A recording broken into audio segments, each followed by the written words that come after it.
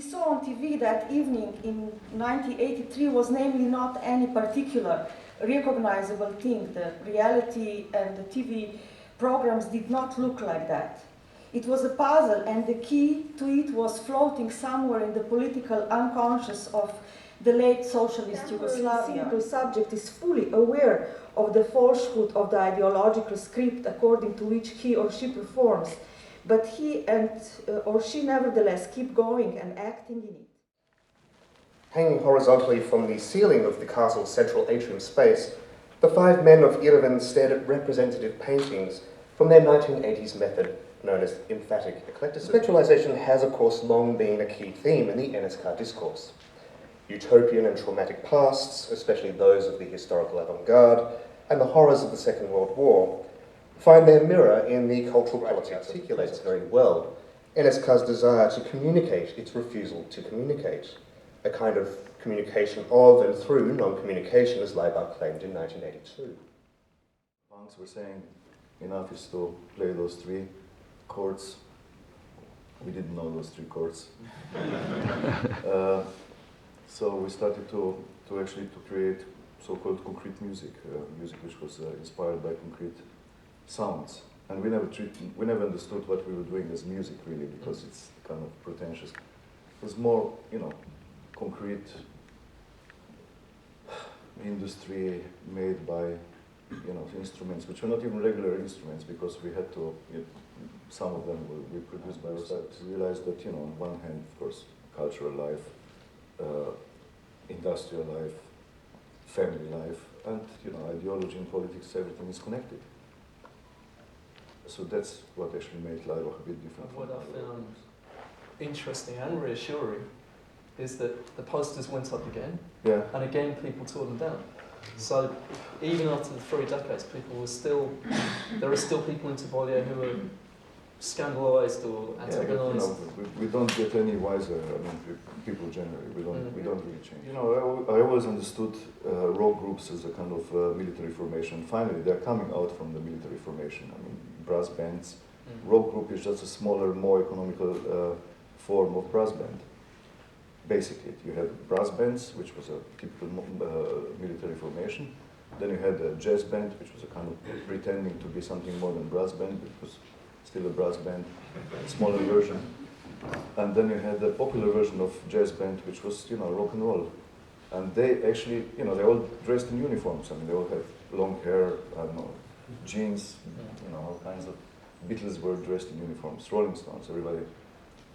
It's a military formation. Rock group is a military formation trying to actually act forcefully towards the audience, persuading them that they know something which they don't, and maybe they can kind of serve them this in a way that audience might even enjoy.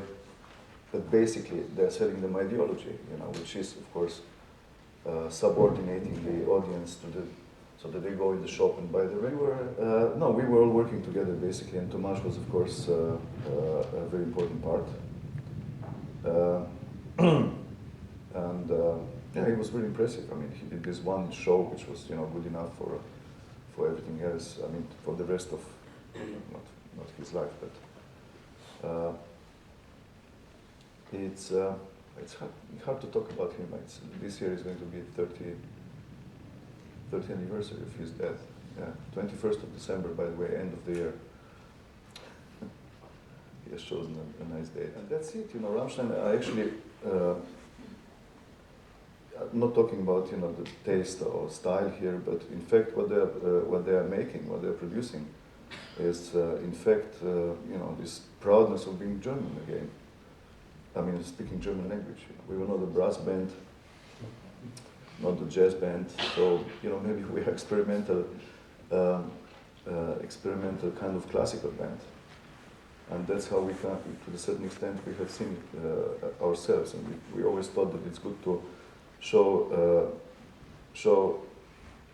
to appear in the contexts where we don't really belong by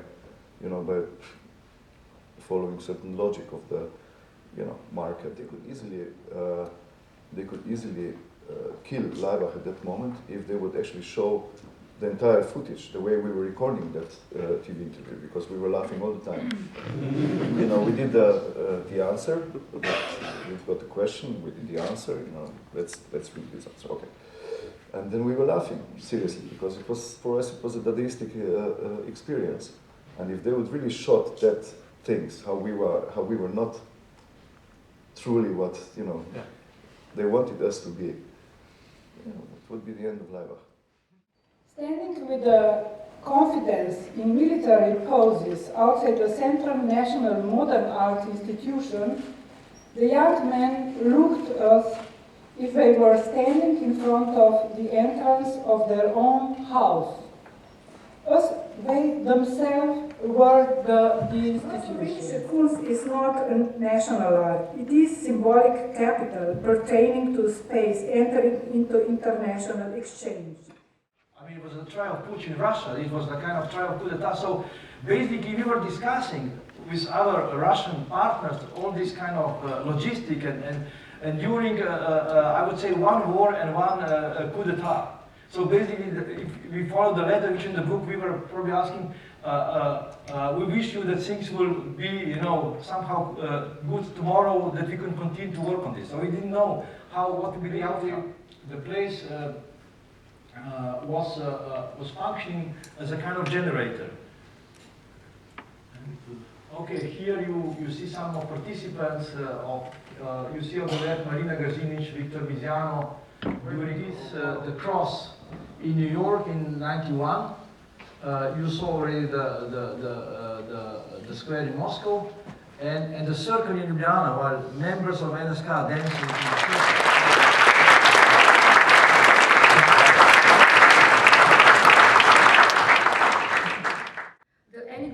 Frightening aspects of manifestos can be seen as performative acts, as specific articulation or announcement of groups break. Saying that what repeats in NSK's manifesto is impossibility itself equals saying that what repeats is exactly enigmatic, unbearable core of a certain artistic engagement. In morda poreče vaš vsevedni profesor, uravnavajoč z erudicijo roju vprašanj, živel je tak peresar in vodenje preverite sovražnih strašanj. Profesor, snemite očala, govorim vam kot znanec znanci, branjam tebi, tehno, planet. And now applause. Studies of material did not stand upright, but were suspended with transparent lines. Thus, the object lost their earthly weight and heightened the spirit of the language. Ne živi postgravitacijska umetnost. Thank you. Communism that was something that one could have a dialogue with. That communism was, because it was an ideology, one could speak back to it in language, whereas capitalism is the impossible dialogue because capital is an abstract idea that is not about language, so you can't talk back. Introduced to us this egalitarian logic that we are all equal, and we took it absolutely seriously. This was very crucial. So for us, any idea of a class system was completely strange, and I think that phenomena of Laibach and NSK is also related to it. Because we stand as, in Lacanian sense, way would be said that you appear as a kind of a master. You know, why this propaganda good guy Tito? Go on the court one day, pick up, come on the court and say, you know, why is important to wait? Church resign. By not using personal names, enable very personal communication. Because the media didn't interfere with us, so we could be, I could relate to Boro directly, we could criticize each other. Media could not split it by names, no. Has grown into a full-scale 1980s reenactment culture, with fashionable EBM and industrial nights run by and for people far too young to have experienced the culture in its original 1980s context. The positive interpretation of this is that it reflects the enduring value and relevance of these aesthetics, to which the first phase of Laibach's activities are ambivalently connected. There is plenty of alienated and dark music around, but little that is anywhere near as clearly engaged and in conflict with it. It's now 3 decades since both the new Cold War and Laibach's spectacular and traumatic emergence. So perhaps this is a natural moment to rediscover it, particularly because of the current and deepening crisis. So Laibach's cultural reprocessing and resurrection of supposedly long-dead archetypes contains both lessons and warnings. It's an ambivalent, dangerous process with risks for those who carry it out and those exposed to it.